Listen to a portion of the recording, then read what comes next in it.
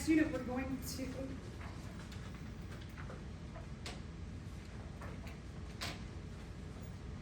to talk about human systems. And we're also going to compare our systems to the way other species have evolved. So we would start with the circulatory system because the circulatory system plays such an integral role to the health, maintenance, success of all the other symptoms. I love this picture. This is the circulatory system of the head of a human. It's a technique that was done by a German scientist named Gunther von Hagen. If you've ever been to any of those Body Works, Body Worlds exhibits, or like at the Museum of Science and Industry, they have a little section that has his work. He figured out how to digest away all the material of the body except for the circulatory system and leave that behind. And what this shows is that the circulatory system, if you just look at the fine details of like our nose and our mouth, that we have blood vessels in contact with every single cell in our body. And so we have this amazing branching coming up from the aorta, which is the largest blood vessel in our body, the largest artery in our body. And then from that, one of these branches up here on the top, the branches come up to our jugulars. You can see one of them. Our carotid, our carotid artery. You can see how large that is. And from the aorta, it's pretty big. And so from these big, thick arteries, breaking down into arterioles, breaking down into capillaries, every cell is serviced by our circulatory system. So I know in our society, we talk a lot about circulatory system health, right? We're very conscientious about heart disease and heart issues. And this is why, because when this starts to malfunction, everything else falls apart. So the circulatory system, one of the things about our body, and we go back to us as an organism, there's characteristics that make us a living thing or an organism. And one of the first ones we always talk about is that living things need energy because the supply of energy supplies all the other characteristics of life. Just like energy and nutrients will supply all the rest of the systems that the circulatory system is in contact with. So we have, what are we talking about? Oftentimes when we're thinking about what the circulatory system does, we focus a lot about its connection to oxygen and carbon dioxide, but it also does so many other things. It's like a postal system. It carries everything around the body and drops off and picks up things. So yeah, it's going to have a connection with our respiratory system, energy and nutrients, with our digestive system, hormones with our brain, our reproductive systems, and then what is the waste of processing all of this? So just a few mentions of what it's doing. So the circulatory system has three main parts. One, the blood. Blood is the transport mechanism. It's what everything else is dissolved into.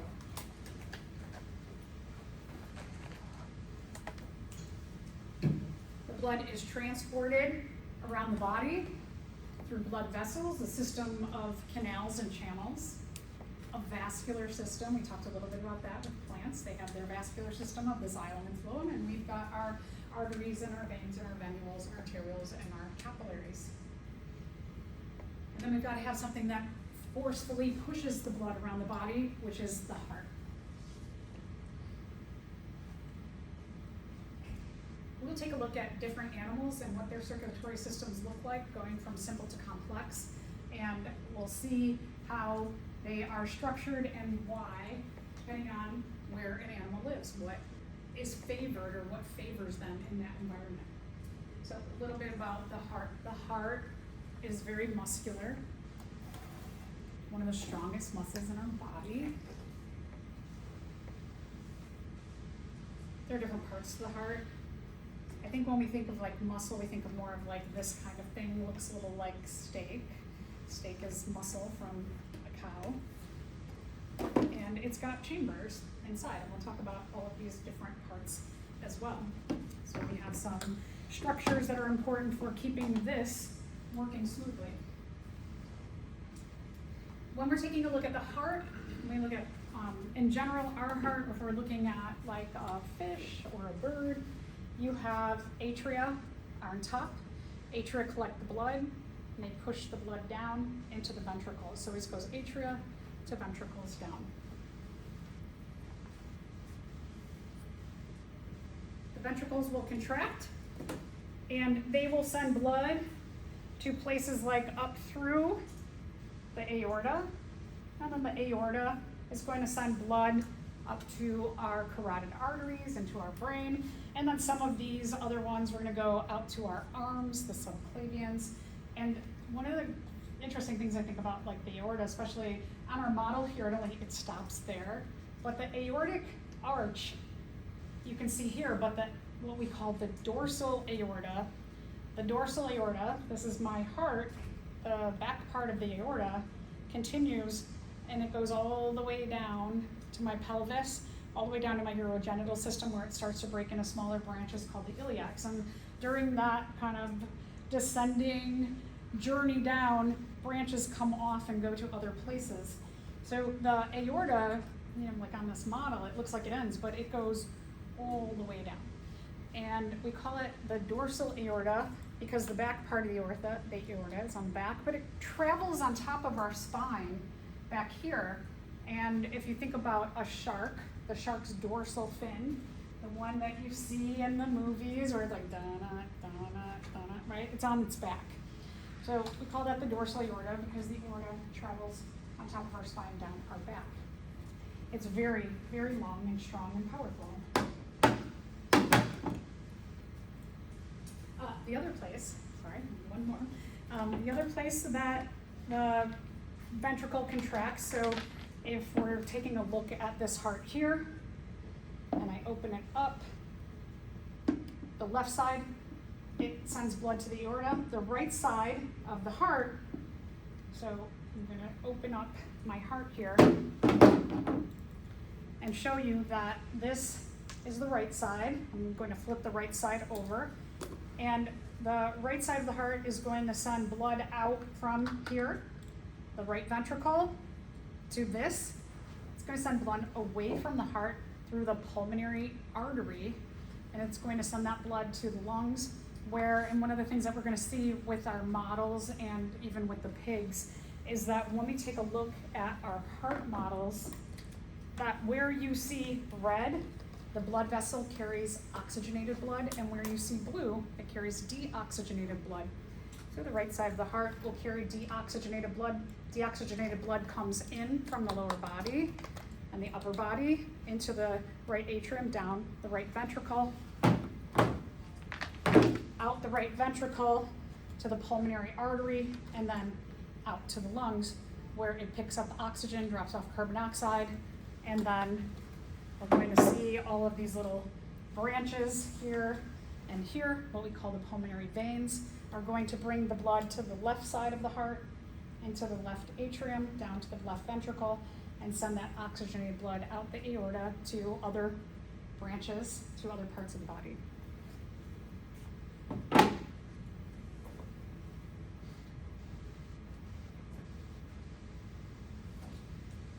The way animals have evolved tells us a little something about their environment.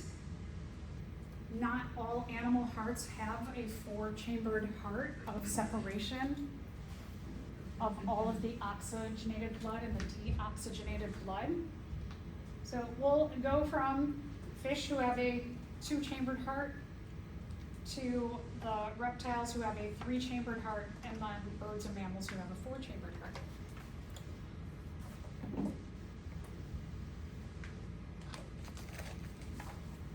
Fish have a very simple heart, as I mentioned. An atrium and a ventricle, that's it.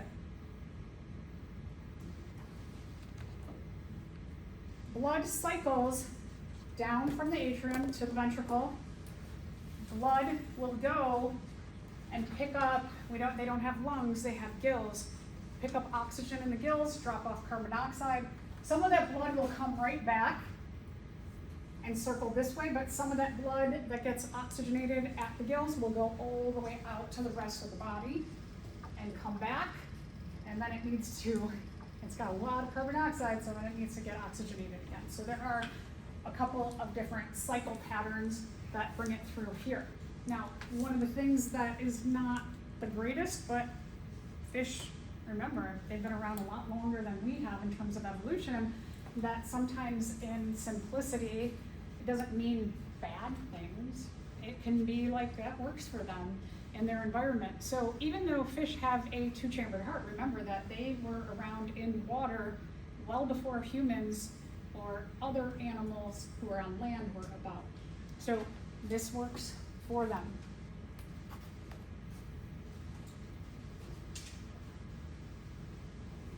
As I mentioned, they have gills, they don't have lungs. Gills are used for breathing in water.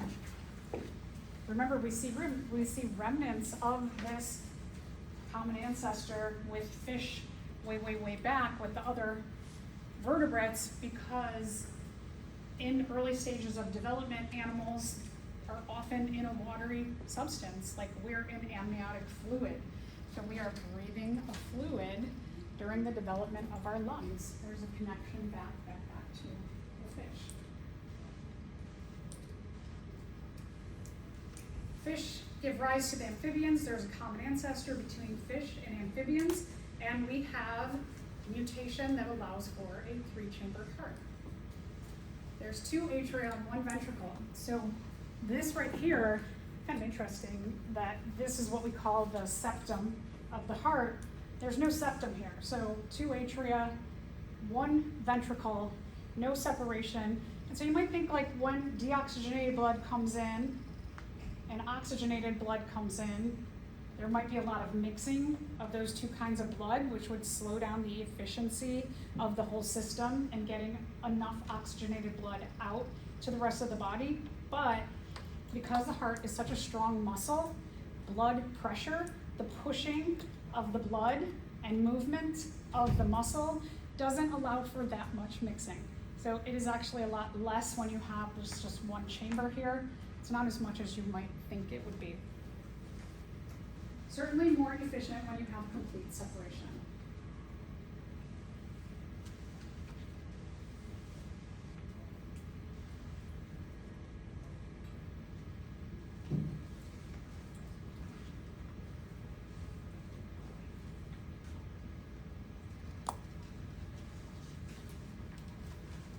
In some reptiles, we're starting to see mutations where a septum is starting to become favored. So some of them have partial septums that are starting to form.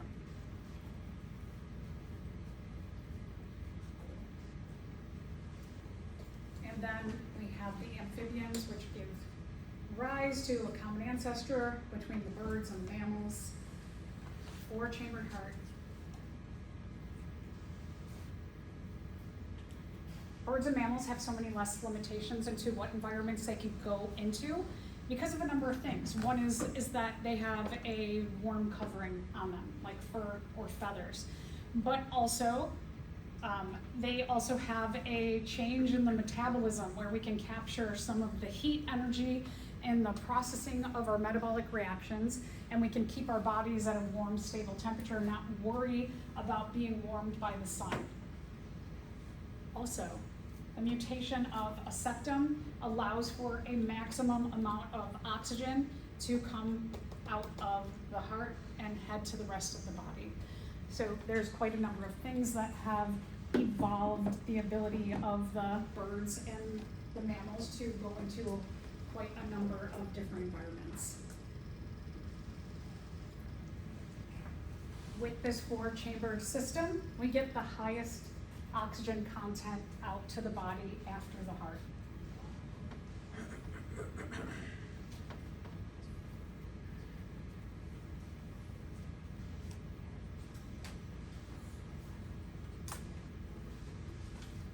I like this illustration because it shows you the three different kinds of animal parts going from our one-chamber system to here. You can see again a little bit of mixing in the middle on the three-chambered heart, and then you have complete separation in the four-chambered heart.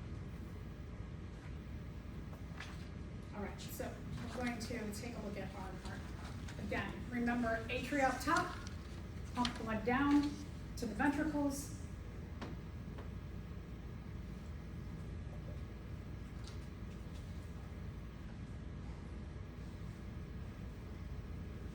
Just like in my model, atria down to ventricles. Ventricles go out to the body. When we're talking about going out to the body, could be through the aorta out to the body, but it also could be out to the body from the pulmonary arteries to the lungs.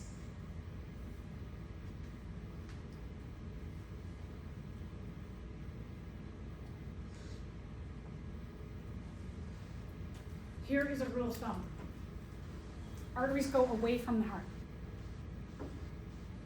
Arteries do not always carry oxygenated blood. So if you think about an artery like the pulmonary arteries,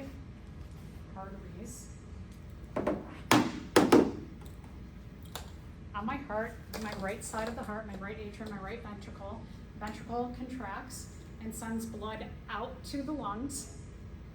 This is called the pulmonary arteries. It is blue. It carries deoxygenated blood. So it is an artery because it carries oxygenated blood. Oh my God, no, rewind the tape. It is an artery because it goes away from the heart. Look at me. Oh my goodness. It's an artery because it goes away from the heart. Pulmonary artery carries deoxygenated blood away from the heart to the lungs.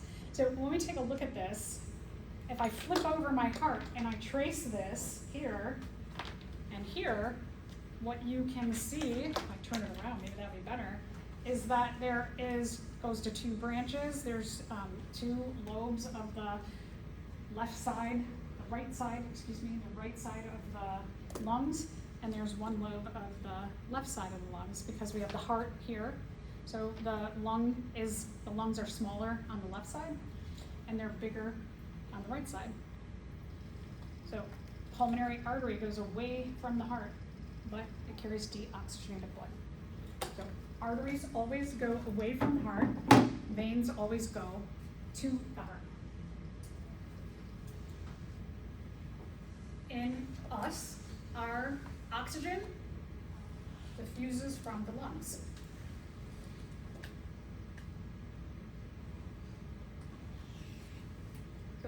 I like to call the human heart two separate pumps. We'll look at the pump on the right side, and then we'll look at the pump on the left side.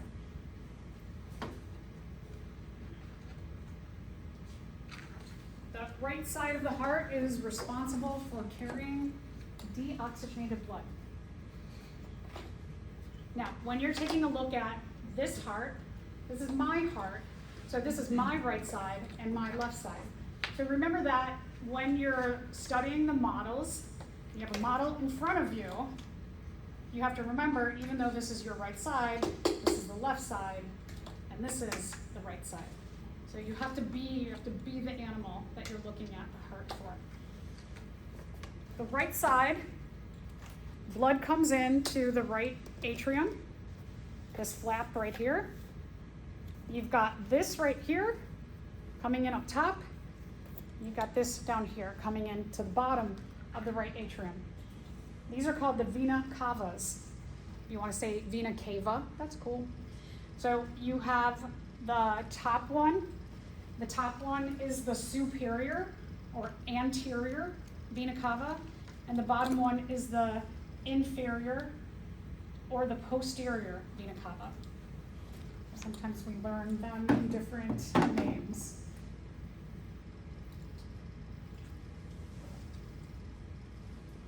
I was taught vena cava. I know some people are taught vena cava.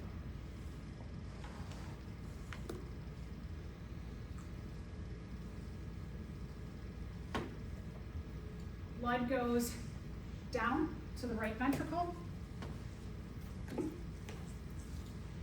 and comes out the pulmonary artery. Pulmonary artery, it's an artery because it goes away from the heart with one branch to the left side, the left lobe, and then two of our right lobes over here. Let's see.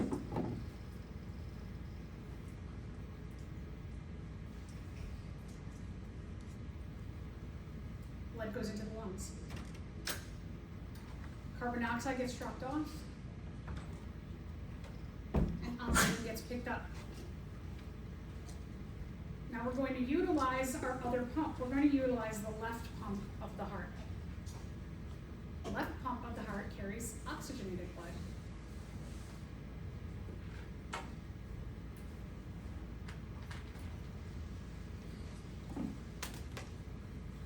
On my heart here, if I'm looking at my left atrium and I want to figure out, okay, I've got two branches here, pulmonary veins, they're going to the heart.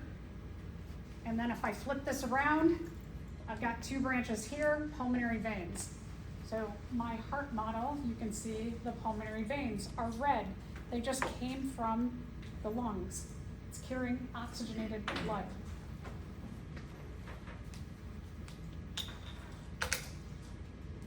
Blood is going to go down from these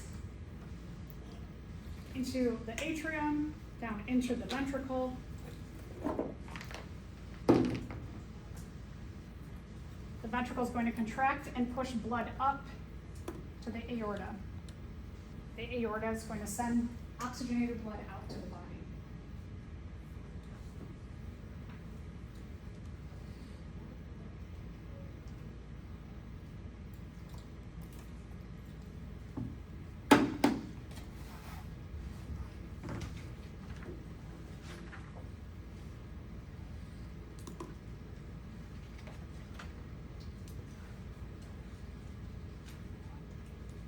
So let's walk through it again, the flow of blood through the heart.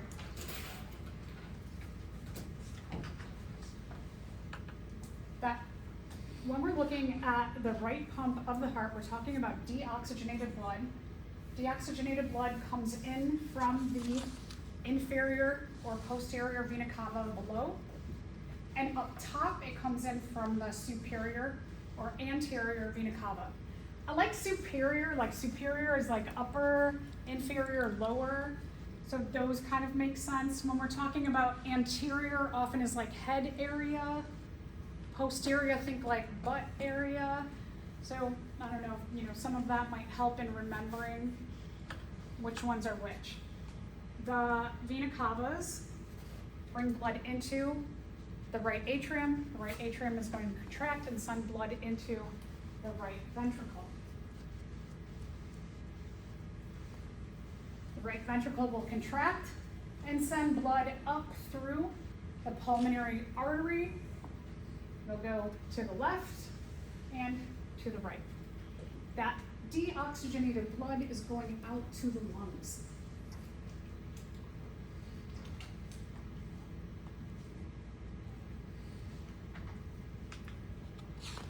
The blood is going to go from the lungs back to the heart. It's going to come back to the heart via the pulmonary veins from the left, and from the right will sneak behind and go into the right atrium.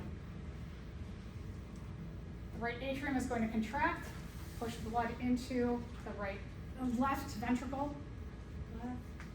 left atrium, left ventricle. Left ventricle will contract and send blood out the aorta.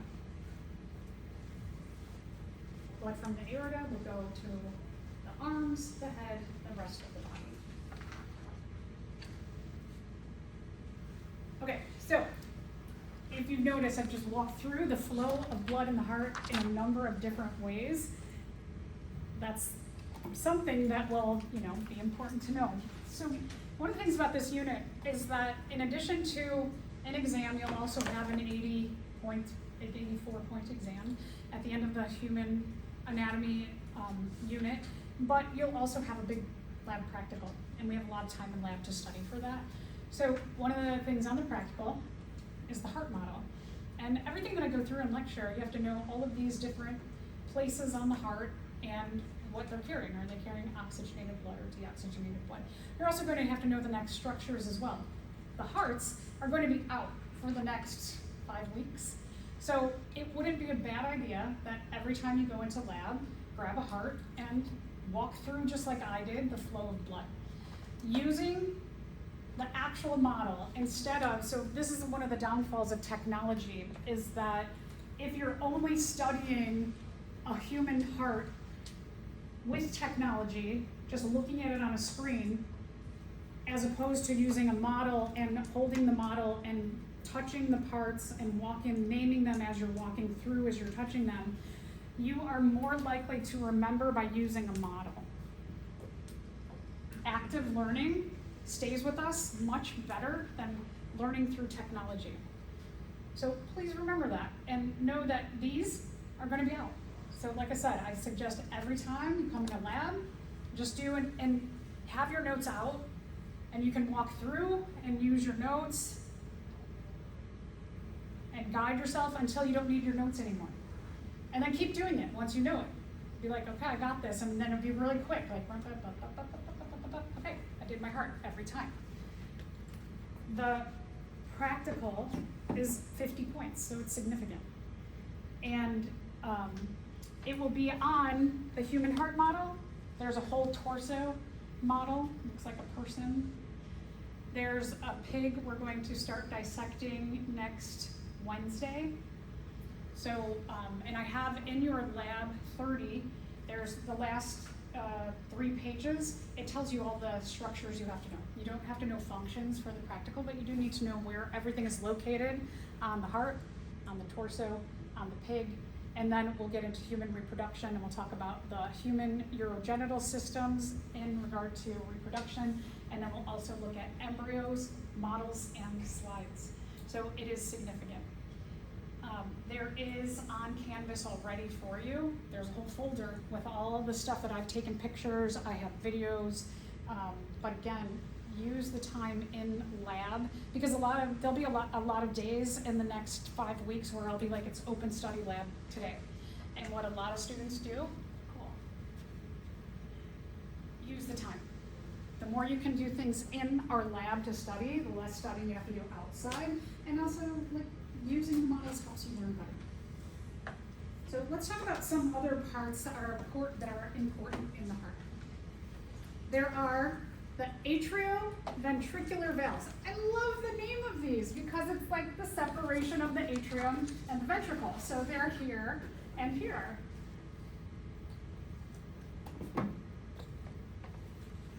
On my heart model, they're these thin, light blue lines. It's the bottom of the atrium, and these are the AV valves, AV valves. On the heart, the right AV valve is called the tricuspid. The left AV valve is referred to as the bicuspid or mitral. So a student who said, I remember tricuspid, T is close to R for right, T and R are close in the alphabet, and L and M are close together in the alphabet. So I know that left is mitral and right is tricuspid. I like little tricks like that. There are also other valves within the heart. Oh, sorry, and one thing to go back to just really quick.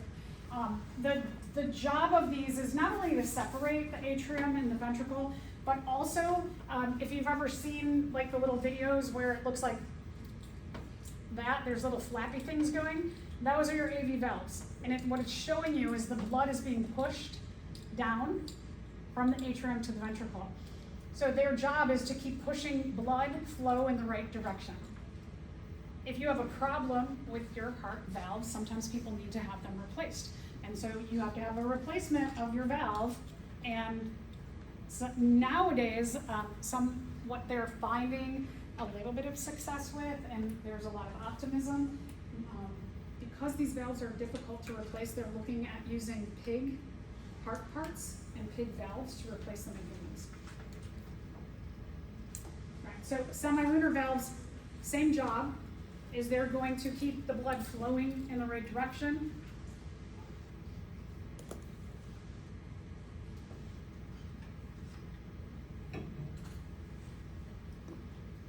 They are between the big blood vessels that go away from the heart, the pulmonary artery, and the aorta. They're called semi-lunar because they look like a crescent moon.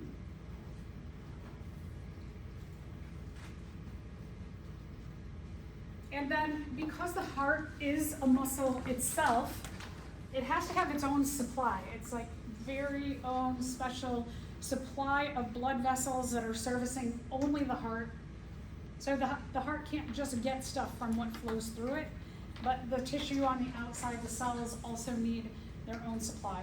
So all of these red blood vessels, these are the coronary arteries, and then the blue ones are the coronary veins. You can see them here, and if you flip over the heart, you'll also see them on the back side as well.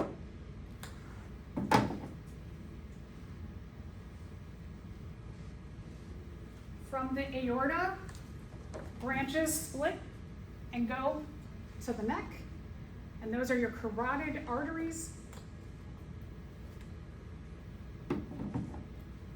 You can feel, if you put your fingers on your neck, you can feel the pulsing of blood going from your heart up, and it gives you an indication of how many times your heart will beat in a minute, for example, and that's one of the ways that they check your heart health.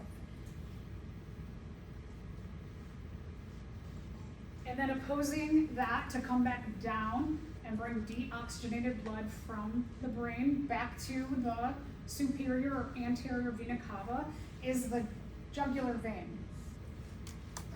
And you've got a set jugular vein, carotid artery, jugular vein, carotid artery on each side.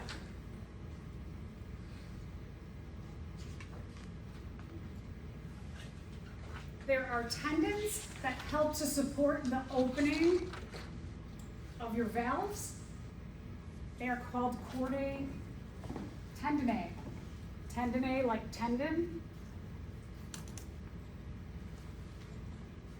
So on my heart here in light blue, the light blue stringy things, just underneath the AV valves, all of this, all of these strings, these are the chordae tendineae.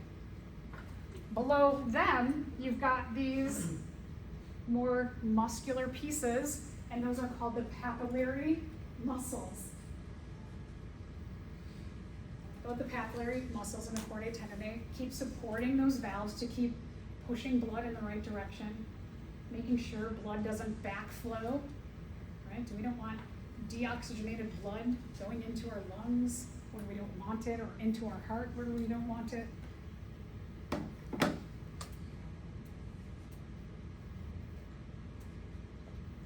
Again, in this picture, you can see the chordae tendineae are more stringy that lead to the papillary muscles, and these are going to help support those valves to open and close.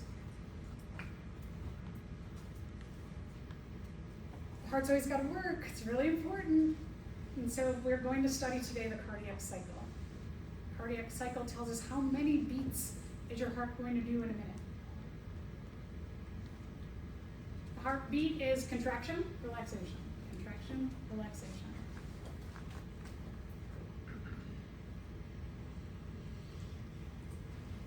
The heart rate is the number of times you have that cycle in a minute.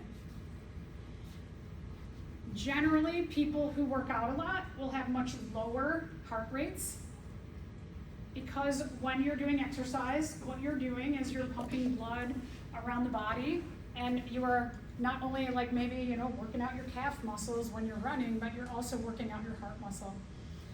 And you're training your heart, just like training with weights or running, you're training your heart to become stronger. And when your heart becomes stronger with each pump, it can force more blood out, which means you need less pumps per minute. So you could see some world-class athletes who may have like 40 beats per minute. Most of us are probably sitting somewhere between 70 and 100, depending on how much exercise you do. Depends on your genetics, your age, so many different factors. So, how does the heart beat? The heart cells are really unique. They're not in, once once we get into this unit, you'll see a number of different kinds of cells that we look at in the different systems. Is in Bio 111, a lot of, you did look under the microscope and you saw different shapes of cells, but a lot of times you're seeing cells that are kind of like that, right? That they've got a nucleus and they're kind of roundish, but the heart cells are really weird. This is a heart cell. Some of the heart cells, from here to here, that's a heart cell. They have branches in them. The heart cells connect to one another. When the heart is pumping, one of the things that's really important is that with the blood flushing through the heart, you also, in the individual cells, you have what we would say are electrical signals that flush through the cells of the heart. And so whenever you have a contraction, flush of ions through the heart. The ions, like a positive ion, produces a positive electrical signal, and the negative ion, a negative electrical signal. What you're going to do today is you're going to hook one of your lab mates up to an ECG machine, and you'll put what we call leads, little stickers that will track the electricity that is pulsing through your body due to your heart beating. And what that will do is that pulsing will produce we'll get into the pattern that it shows, but it will show a pattern of what we call a PQRST wave, and we'll see, does it look like it's on track? How these electrical signals are timed are through what's called a pacemaker. So oftentimes in our society, when we refer to the pacemaker, you think oh yeah, my grandma, she got a pacemaker, because we have a natural pacemaker. Everybody has a pacemaker in their heart.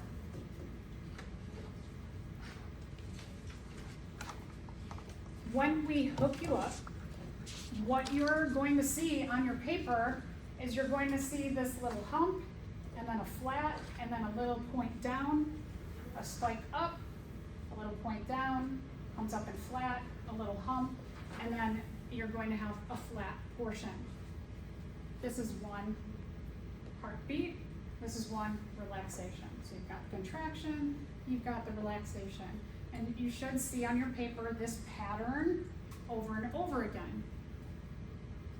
We call this, and you'll label your ECG paper, you're going to call this the PQRST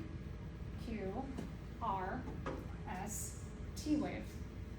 And this indicates that you have the ventricle contracting, and then you have the relaxation. So the pacemaker is actually called the sinoatrial node.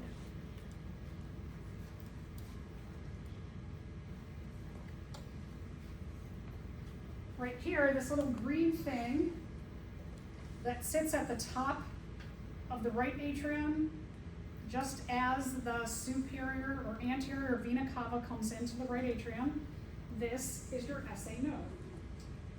That's your pacemaker.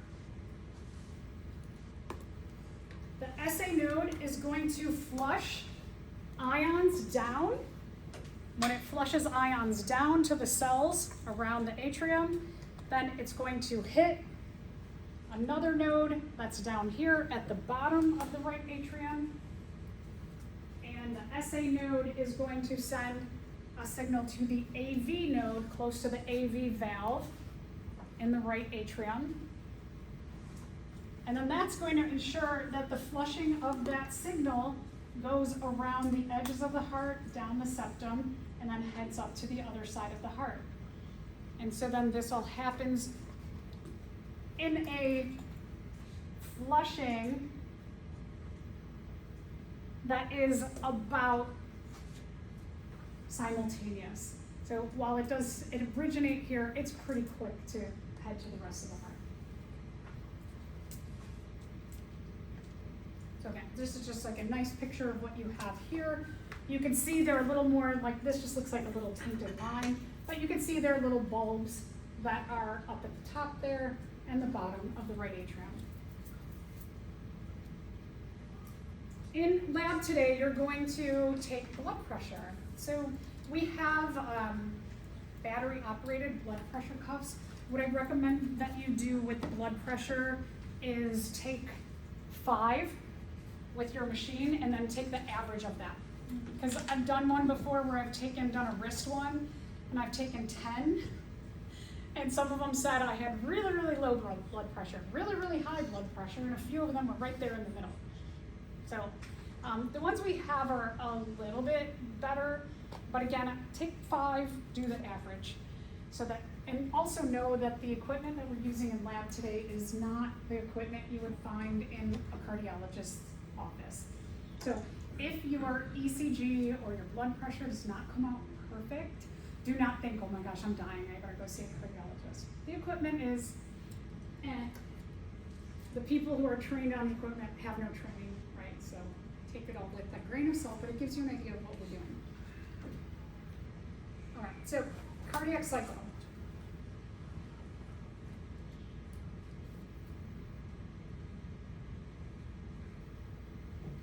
So let's walk through what the blood pressure is doing.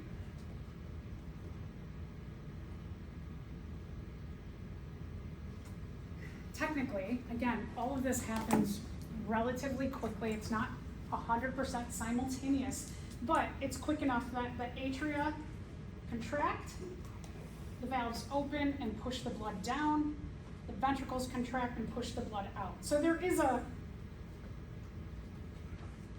it's not a perfect 1 second flow. All right, so systolic blood pressure. Systolic is the higher of the 2 numbers. When someone reads your blood pressure and they say you're 120/80, the 120, the top number, or the first number is your systolic number. The bottom number is your diastolic number. They essentially represent contraction is your systolic and diastolic is your relaxation.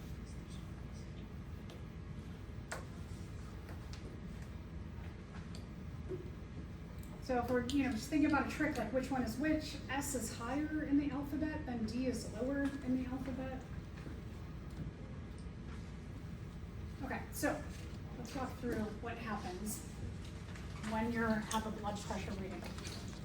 So if you're going to somebody and they put the stethoscope on, they're going to, first thing, they're going to try and locate the artery in your arm, and they're going to try and listen for it with the stethoscope.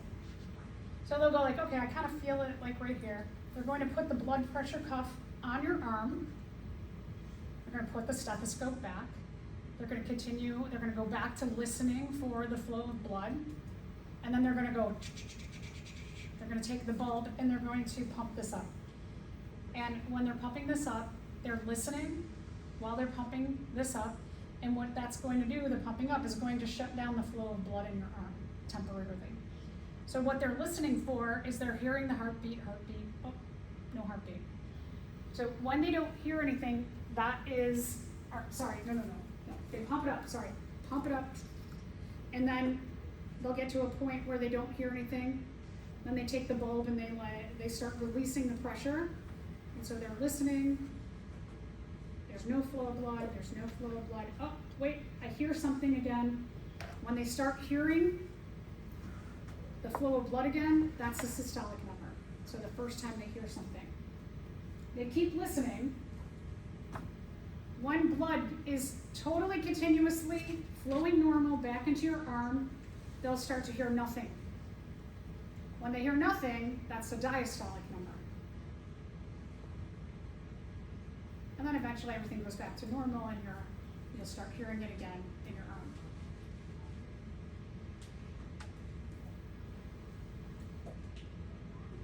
So that's a traditional way. Okay, so what's normal? Sometimes it bounces from year to year. Sometimes they'll say it's 120/80 is normal. Sometimes they'll say 110/70. If you're in about this range from about 120 to 110 over 80 to 70, your heart is pretty healthy. When your systolic starts getting over 140, they might start to go, hey, we're gonna keep an eye on this. They might start talking about what's your diet like, how much do you exercise, how much salt do you have, how much stress do you have. If you're lower than your like 110/70, if you start getting into the lower range, they're gonna be like, what's going on? There's a whole other set of issues that can happen when it's low blood pressure as well. It means your blood and your heart pumps, and then it's like, oh yeah, pump again. And so it's relaxing too long. Right, these are some of the US national standards. Really, they start looking at, if you're about 140, they're like, well, it's a little on the high side. You'll start having conversations about your lifestyle. This is what we would call when your systolic gets over 160, or diastolic over 100, they'll start calling it mild hypertension, mild or moderate hypertension. If you're getting over 180, it's pretty severe hypertension. That means your heart is really beating a lot.